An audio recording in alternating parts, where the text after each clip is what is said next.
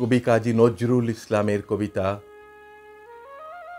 ঘুম জাগানো পাখি। আমি হব সকাল বেলার পাখি, সবার আগে কুসুম বাগে উঠব আমি ডাকি। সূর্যি মামা জাগার আগে উঠব আমি জেগে।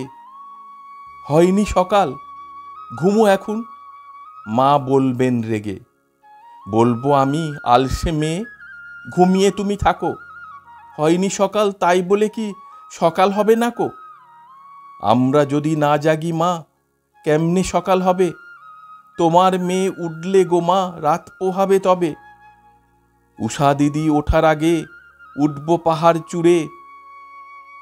দেখব নিচে ঘুমায় শহর শীতের কাঁথা মুড়ে।